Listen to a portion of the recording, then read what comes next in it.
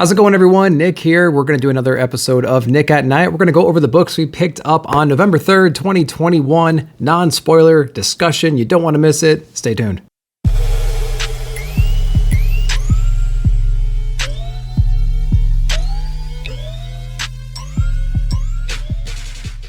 All right, guys, welcome back to Nick at Night. We got our huge stack of books here. Some pretty decent things out there, and a couple that were just complete duds in my opinion. We're going to get into them right now, but first, as always, we're going to go ahead and get some of our coffee on because we got a long read. We got a long list of books here to go through. So, as always, we're going to start with the big two. We're going to go into Marvel, and we didn't get anything from Marvel. So we're going to go over to DC. There wasn't that much for Marvel. I don't want to hear it. Not a whole lot from Marvel this week. We're going to go over to some Rom V goodness to start us off. We have Swamp Thing issue number 9 from Perkins and Spicer. So this just got announced that we are going to continue this run. I forgot how many issues we're going to be going. I want to say something like 16 or something like that. But we are going to keep going with this one. The original run was 10 issues. Here's number 9.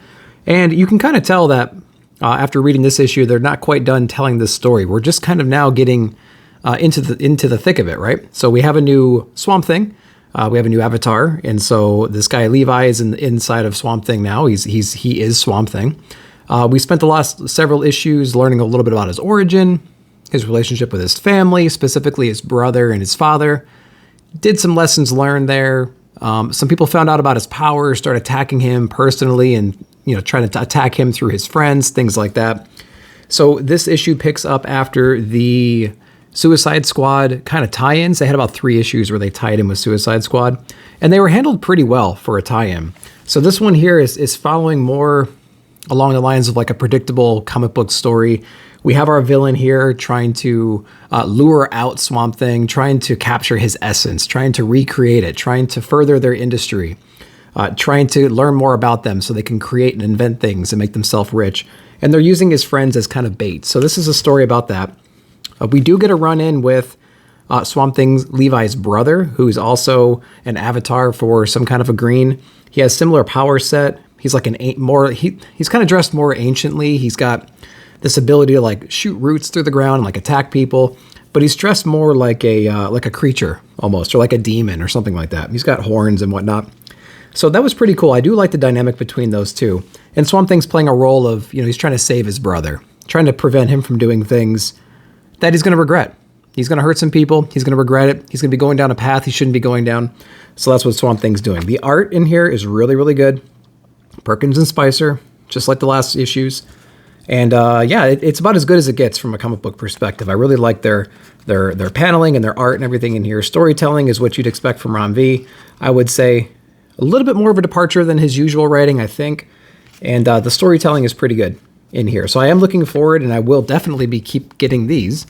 Definitely getting issue number 10. Definitely going to finish it out and pick up the next arc that they're going to be putting out. So if you've been enjoying Swamp Thing, this book is a little bit more predictable, puts us right back on the path, and pushes us in a direction where we kind of see where the rest of the story is going to play out. Swamp Thing, number 9, pretty good read. Going over to Tom King's and Greg Smallwood. So this is Human Target book number 1. First off, one of the better covers of the week. And we get like a little pin up on the back here. Pretty cool.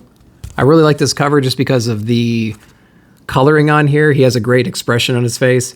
He's like buttoning up his cufflinks, not really paying attention. And like every superhero behind him is trying to shoot him. And it's just called Human Target. I have no idea what this was going to be about. And so I read it, and it was pretty interesting. It's more of like a whodunit kind of a book. So we have this main character here who, and it's not a big spoiler, but I think it's hard to describe what this book is. He impersonates somebody, and somebody attacks that person with tries to kill this person that he's intimidating. Or not intimidating, but impersonating rather. So the whole book is trying to figure out maybe who did it. And not necessarily who did it, but it's dialogue between our main character here, the Human Target, and the person he's impersonating, and trying to kind of get the idea of like who might be behind this. He's getting the help with some superheroes here and there. He's got some leads, and we kind of towards the end we kind of get a list of names of people that might be involved in this. So I can imagine we're going to be kind of going through the motions here, trying to figure out who actually did this. It was an interesting book. I did like the way that it started. It kind of started and then it flashed back, and it's retelling the story, and it's jumping around a little bit, which is pretty fun. And I like the way that it's drawn. I like the coloring and everything about it. I like the pacing. It was a good book. It was a good book. I really enjoyed it. So if you did not pick up Human Target, I think it's definitely worth the read. I would pick it up for sure. All right, moving over to DC Horror, we got Soul Plumber. This is issue number 2, just like one of those grotesque. If you're into the grotesque art style, if you like Scumbag and things like that, and you don't mind people like throwing up and body parts and some nudity and things like that, I think Soul Plumber is going to be right up your alley. So in our last issue, we had this guy that made kind of like his own bootleg exorcism machine, and he's pulling demons out of people and stuff. So this book right here, this issue, is about the origin story of our main character, this kid. And so he always wanted to grow up to be a priest. There's like something wrong with this kid though. He's the people he hangs out with, the crew he hangs out with are just really rotten people. They're like dealers and gangsters and stuff. This kid is just pretty messed up, and it goes through his whole origin story about how he kind of got to this place. And you can clearly see the guy's just messed up. He's really passionate though. That's like his redeeming quality. He's just really passionate. He wants to do the right thing. He wants to be like this priest and everything, but he just can't get there.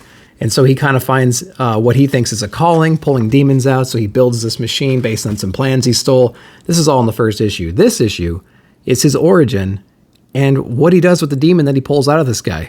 And it's just hilarious. He's completely oblivious to the fact that this guy that he pulled the demon out of is just in his living room dead. His chest is wide open.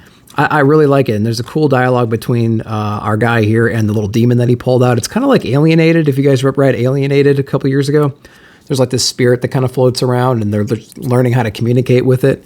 And yeah, there's some pretty cool like psychedelic moments in here too. And it gets really, really grotesque. I do really enjoy the art. I actually like the story a lot. I think it's been fun so far. Soul Plumber, I would pick it up. It's 6 issues. Issue 1 and 2 are great. They're grotesque. It's fun. It's absurd. It can be a little dense with the story here and there, but I think it's just a fun read. So I would recommend Soul Plumber for sure. All right, we have a couple more DC books, and they're both Gotham related. So which one do you want to go first? We're going to go with The Order of the World, Arkham City, issue number 2. Great creative team on here. We have Dan Waters, Danny, and Dave Stewart. So if you're into the coffin-bound art style and writing and everything, this book is for you. It looks just like that. Danny's a great artist, and Dave Stewart's great on the coloring in this one. So in the first book, we kind of learned that some prisoners escaped Arkham during A-Day, and we're trying to kind of reconcile all that. Where are these guys at? Are they attacking everybody? Are they going back to their old ways? How are we going to capture them? So we got one of these psychologists from Gotham, from Arkham Asylum, that's going to help the police and everybody track these guys down. So she's got a couple tricks up her sleeve. She's holding back some stuff from the cops, though, from the detectives, specifically about the 10-eyed man.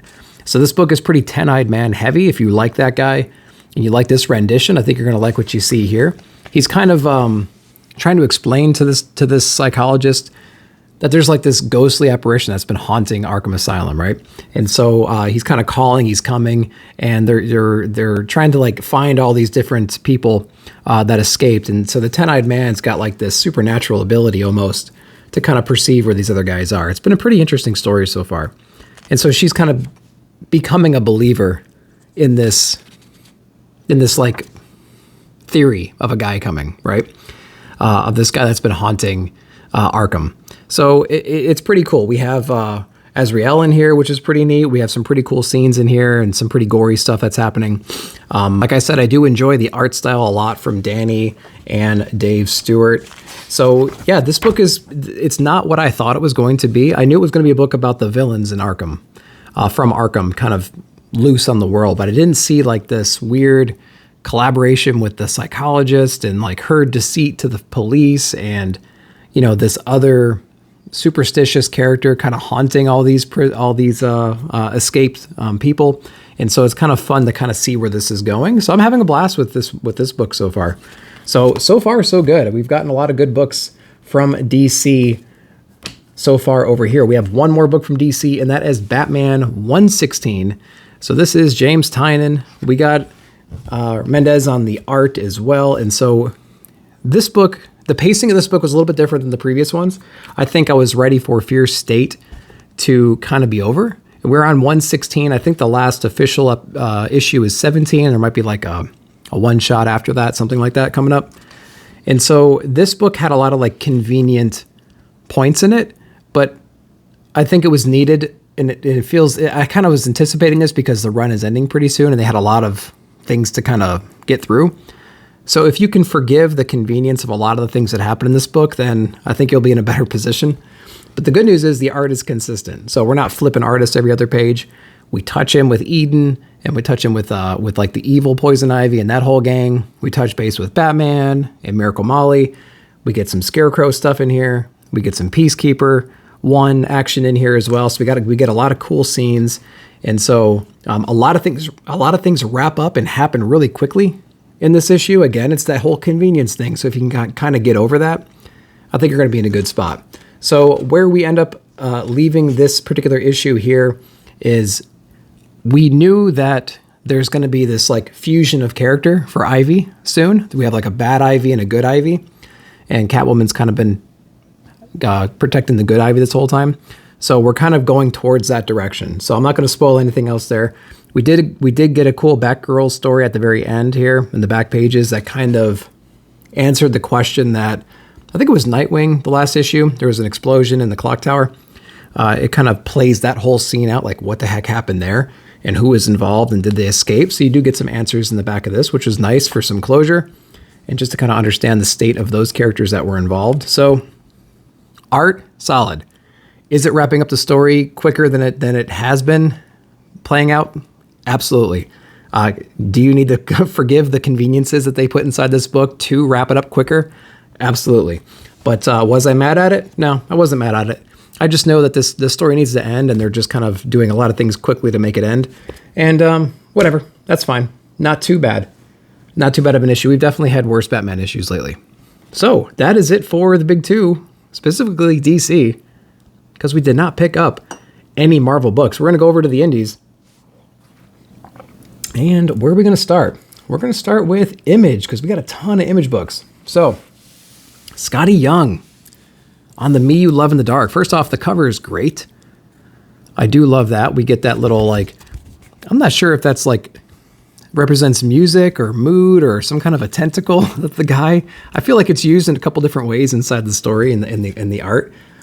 So it's a little bit confusing. So this is a story about what happens when you first start dating somebody and you're starting to get to know them and you like them. And then you get lucky one night and then like everything starts going to shit. So I've never been in that position before, but if you guys have, I think you know what I mean. This is kind of like the wham, bam, thank you, ma'am. The next day, fast forward 6 months, you're arguing about stuff. You're sick of everyone. You're sick of being around the person all the time. That's the feel in this book. Everything was new and exciting in the beginning. Things happen and things aren't new and exciting anymore. And they're becoming more of an irritant. So we start learning about the darker side of this house and the spirit that lives in here and some of the capabilities of this person. And then some of the controlling aspects too is the big thing here. We get her manager wanting to know more and more and more, and he kind of sticks his nose in her business a little too much, and the house does not appreciate that. So I'm not going to spoil too much. It's a great atmospheric issue again. The coloring and the lighting and everything is spot on. I love her emotion. He draws her emotion really, really well. There's like tears and it's just kind of perfect. I really like it. So this is one of the most gorgeous books I've ever read. It's just great. I absolutely love it. And it feels pretty down to earth. I think the last issue kind of shocked me a little bit, and this one picked it back up and made it a little bit more realistic, and then added that little extra tinge of horror that we needed. And so we got some more of the horror aspect in here. We got a reason to be afraid, which I liked. And that was kind of what was so charming about the first couple issues was we didn't know the intentions of this thing, and we were kind of afraid of it. And we kind of lost that fear in the last couple issues. Well, it's back. So The Me You Love in the Dark, great issue. Going over to Newburn, Chip Zdarsky and Jacob Phillips. Not Sean Phillips, but related. So this book was cool. If you like noir detective books, this one's great. We have our guy here who's kind of like he's a former cop, but now he's like a detective for every mob family. And so when something happens, they call him in and he investigates it. The cops know him. They allow him access to stuff, and he solves the crimes that the cops can't. So he's presented with a crime. There was like a murder. It was like a robbery, a drug deal gone bad, that kind of a thing. But he uncovers the layers of crap that were thrown on there to kind of cover up the real story. And he did it in a pretty creative way. And so I like this book a lot. There's a lot of similarities. I mean, there's a lot of high-level similarities between Newburn and Human Target. And I think that Newburn pulled it off better, if that's a way to put it. I liked the little detective story in here. I thought it was great. And I just like the dialogue and the way that he carries himself and stuff. Two completely different stories, but it's like two stories about older, capable men trying to figure things out. And they dropped at on the same week. Whatever. You can draw some similarities there, but they're very different. So this book was actually really fun. If you like little detective stuff and trying to uncover the truth behind everything, and you like intimidating older gentlemen kicking ass, check out Newburn. Wrote a great story. Going over to a volume 2, we have Silver Coin, issue number 6, Joshua Williamson, Michael Walsh. This is that arcade edition. We can pretty much tell right away what's going to happen in here. We have a silver coin in all the other issues, and it has some kind of demonic aspects of it. Whoever has it, it controls them. It does whatever to them. This kid finds the coin. It's like calling to him, right? It's calling to him from a fountain, and he pulls it out of the mall fountain and uses it in an arcade. And he literally plays himself to death. And so it's extremely grotesque. The art is killer in this book. It's just a fun story. It's very simple and straightforward. And we kind of get like a Tron type ending to this book, meaning, he kind of plays himself to death and he's in the game. We get a lot of cool little throwbacks. There's some extra pages in the back here. This is written by Chris Hampton, and it's a different art style and everything. And we get some little Easter eggs of the other issues as well. What do we get in here? We get to see the finger and some rings and keys and little pieces of things from the previous books in the back here. So it's got an ice cream man type of a feel towards the back of it. This book was really fun. If you like grotesque things, if you like arcades, this book is a little bit more straightforward. Silver Coin number 6. It was a good issue. I liked it. It was a nice introduction back in. Real seamless. I liked it a lot. All right, so one book that I was really looking forward to was Mark Millar's Magic Order Volume 2, issue number 1. So I got that A cover here. Now, I was a fan of the first run of the first volume. It was a volume that came out right when I was starting to pick up comics and starting to read some comic books. So it was one of the first, dozen or two runs that I read as they were coming out. Super excited about the premise, and I've been waiting for Volume 2 to come out for a long time now. And I would say that in order to really appreciate this book, you have to read Volume number 1. So it's like everybody that's in this book was in the original volume.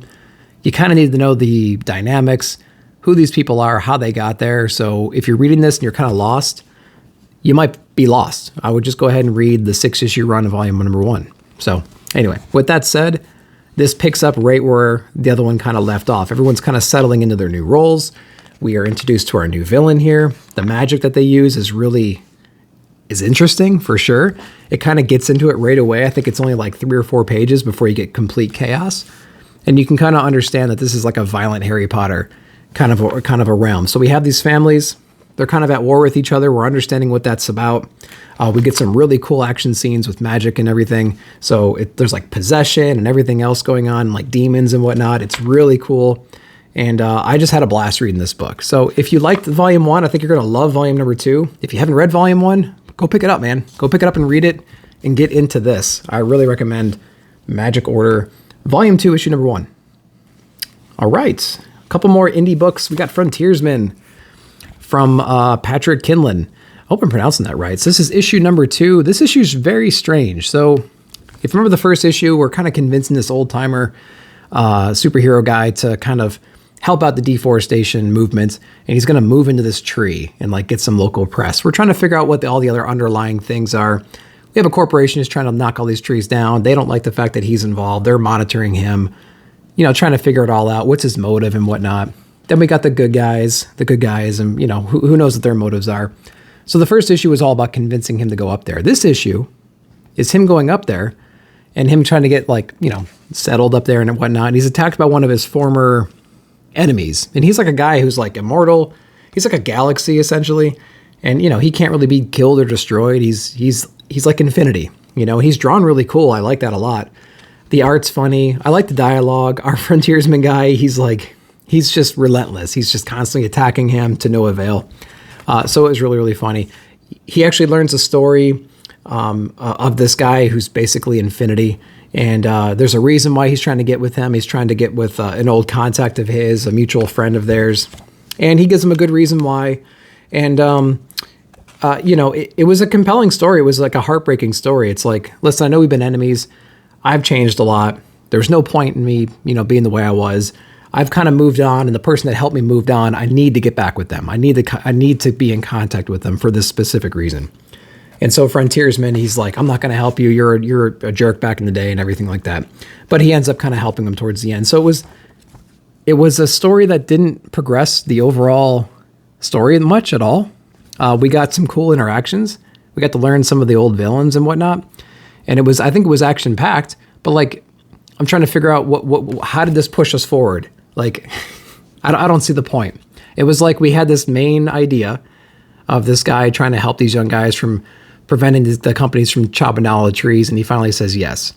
There was more to it, but that's essentially it. Now this one's about him helping a former villain, get in contact with an old friend of theirs, you know, for a good reason. But like, I didn't see how this was helpful besides just maybe evolving our character and introducing more people in the world.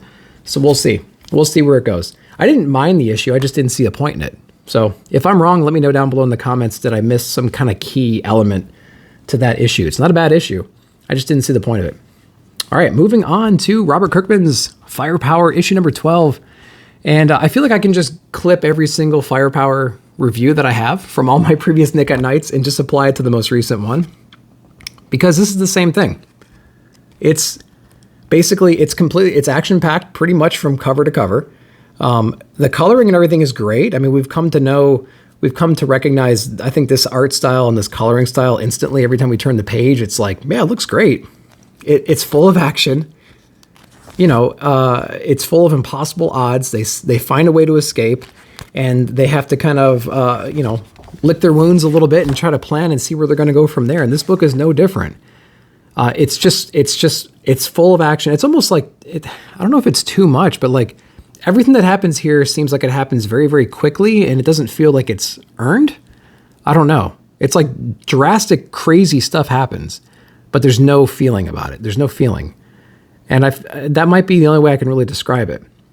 It's like we should feel bad that these events are happening in these books, but like I don't feel anything when I read these books. I just go, yeah, this is great art. Yeah, that's crazy. I can't believe they got out of that. You know what I mean? I feel like I say this every single time. I can't believe they escaped. How could they? The odds were impossible the page before, yet they did. You know what I mean? And then at the end, you just kind of go, well, what the heck are they going to do? And then the next issue comes and it's the same thing. How did they get out of that? Wow, the art's great. Wow, it's nonstop action. So I don't know. Firepower, if you've picked up the previous 16 issues, go ahead and keep getting them because you're going to have the exact same experience. I feel like every single time. If you're going to jump in now, it's an awful time. You're not going to know what's going on.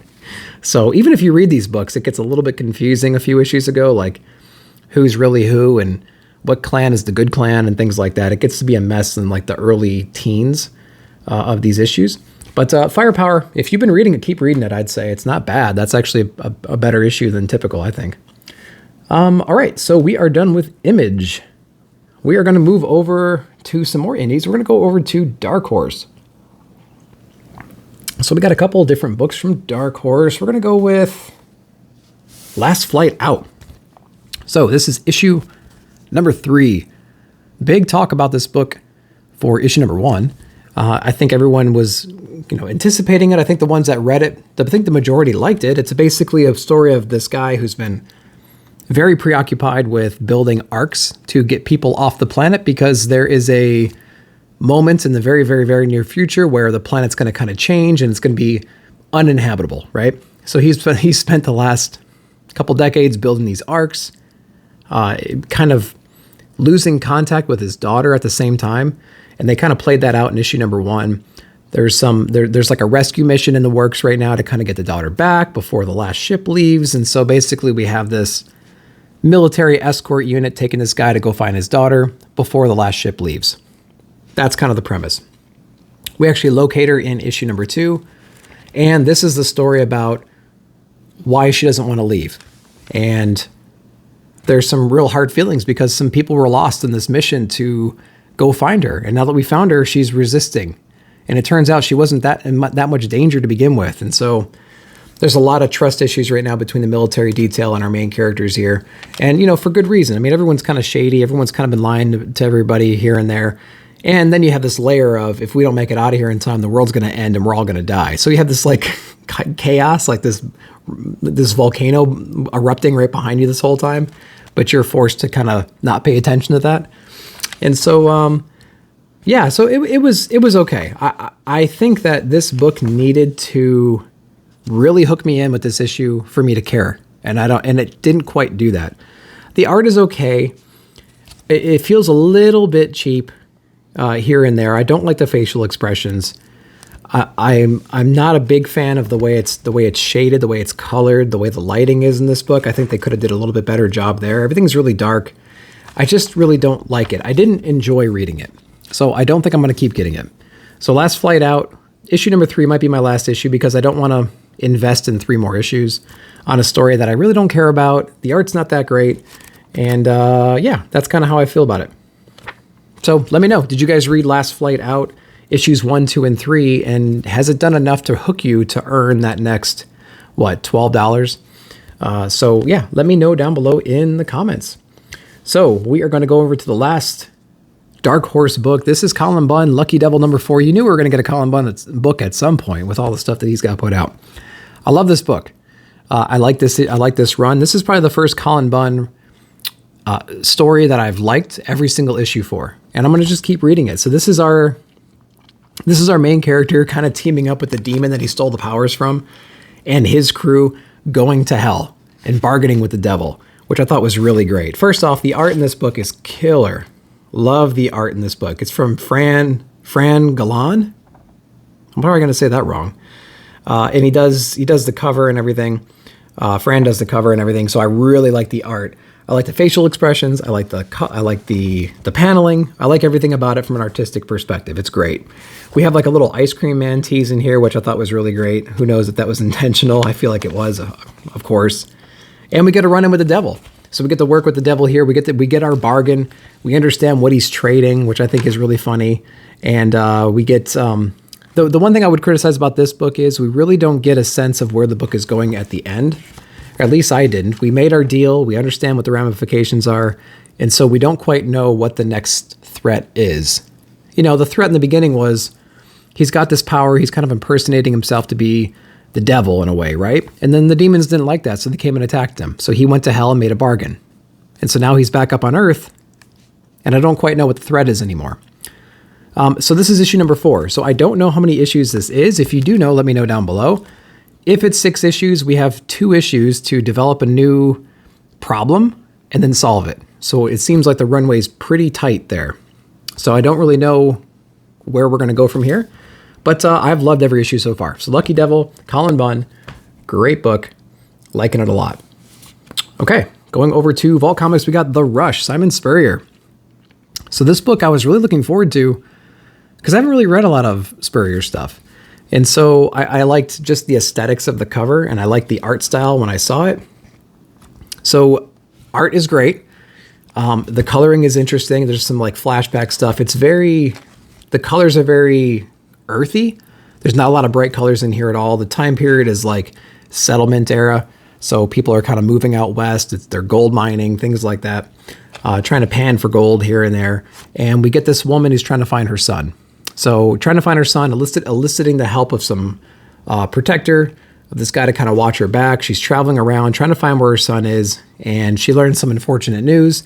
And there's this like ghostly apparition in the area that's kind of haunting the area as well. So it's a pretty interesting story if you look at it from that perspective. Once you start going into the execution part of it, I think it's pretty fun the way they've been doing it. The only criticism I have is the dialogue. Now I know it's supposed to be a period. I'm going to call it a period piece. The dialogue and the slang and the merging of words and just the way that the lettering, not the actual look of the lettering, but like the dialogue used, for me, it's just really, really hard to follow and to understand what they meant. And I found myself several times having to read the same bubbles over and over and over again to get the main idea of the bubble. And sometimes I just said, screw it, I'm just going to keep going, just because of the slang and the dialogue used. And so that was kind of unfortunate, because there's certain areas where the dialogue is pretty heavy. And so that was unfortunate. Now, the supernatural aspect in this book, they tease it in the very beginning and they make you really interested, and they don't touch on it again to the very end. And it's kind of just brief and you don't really learn anything about it. So I feel like the next issues, we're going to be learning more about what this apparition is. And there's some hints to who he is. But yeah, so overall, I think it was pretty decent. I kind of wanted more from an issue 1, but it got me interested. So that's the first step. The first step is to be interested enough to get the second issue, to give it another chance. So keep on going. We have 3 Aftershock books left. Campisi, the Dragon Incident, number 3. This is James Patrick, and this book is pretty cool. It's got some interesting coloring and whatnot. So if you like The Many Deaths of Layla Starr, it's got that same kind of color palette in a way. I think it's more heavy on the purples and blues, and a little less heavy on like the other colors that book may have read. But as you're flipping through, if you like that palette, then you'll kind of instantly gravitate towards this book. So I don't know if I like this book or not. We have this guy who's trying to save the city. Some ancestors of this area really screwed over some dragons in the past. There's dragons in this world. And the dragon's back for revenge. And so it wants to destroy that bloodline. So he's trying to find this last remaining person from that bloodline that did their clan wrong. And our guy Sonny here, who's running the town as like this henchman, it's his job, his personal job, to find this descendant and deliver him to the dragon for justice, right? And so, but he has to kind of play the politics of the area. There's different gangs involved. He's part of a gang, you know, and so you have to play this political game here. And you know, they're like rival gangs at this point. And so you have to navigate these weird waters of all this political crap.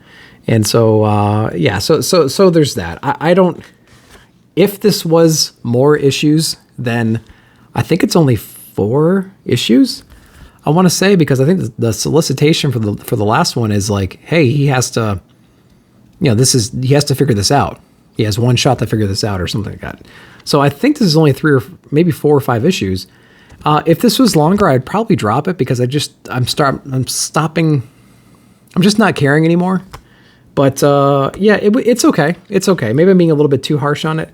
But Campisi, number 3, who's reading this whenever it comes out? And what are you guys thinking about it? Let me know down below. It looks kind of cool. And the premise started, you know, it was fairly interesting in the beginning. It's kind of like wearing out, though.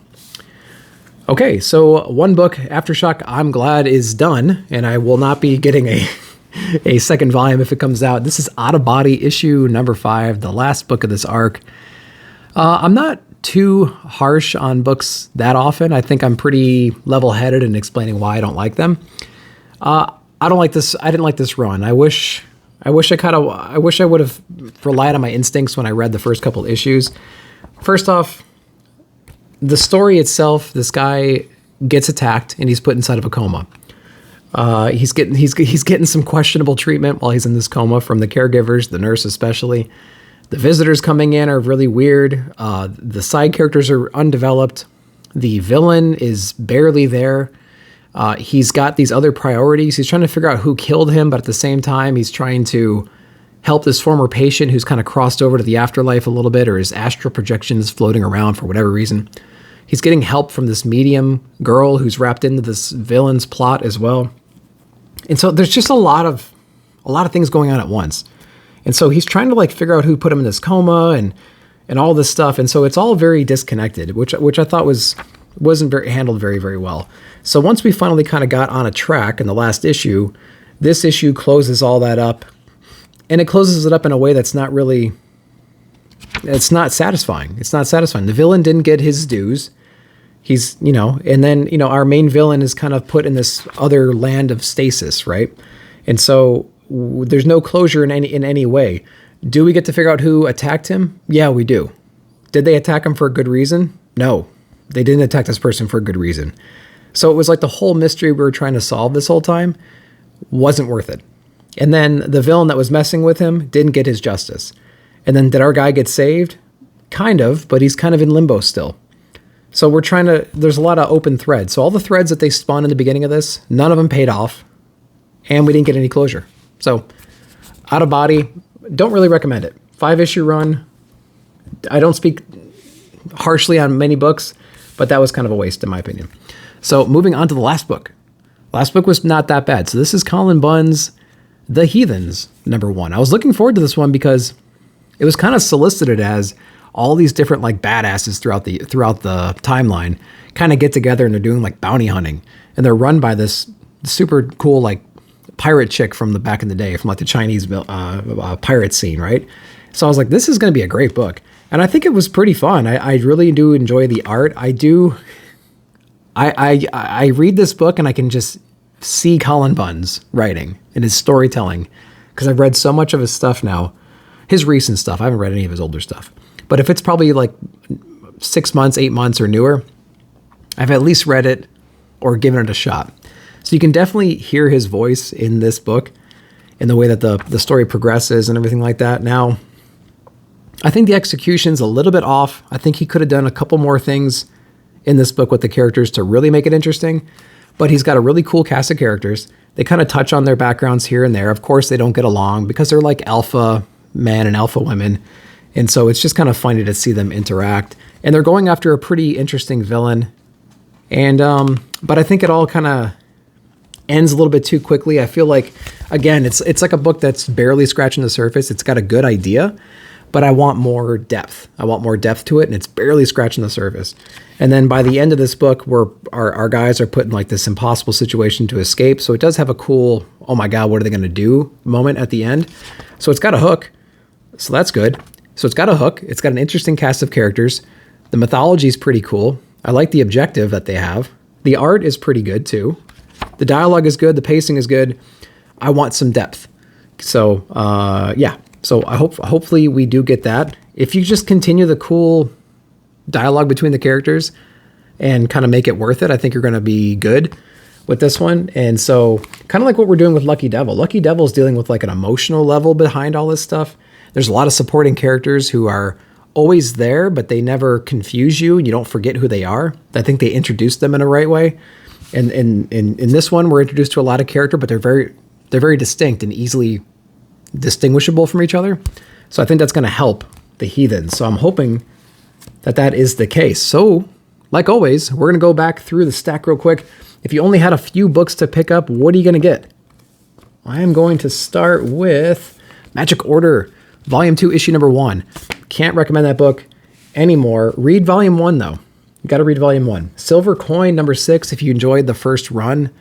This was a good one. This is a good jumping on point. You're not going to miss a whole lot. You'll get the complete idea behind the Silver Coin if you jump in right now at issue #6.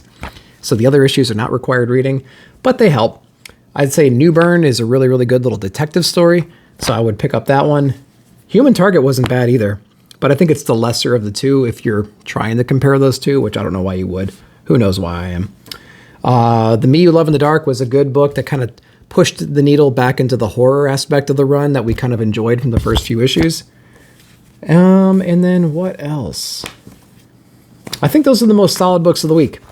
There might be some other ones that are getting there too, but I don't want that list to be too long. So Magic Order, Silver Coin, Newburn, Human Target, and The Me You Love in the Dark are probably the best reads, in my opinion, from the last week. Let me know down below in the description what you guys thought were the best books. And if I had any questions or you want to clarify anything or enlighten me about anything, please go down below in the comments and let me know, because I'd love to continue the conversation there. Again, thanks for watching Nick at Night. Really do appreciate it. Like, subscribe, share, hit the bell notifications. We'll see you in the comments.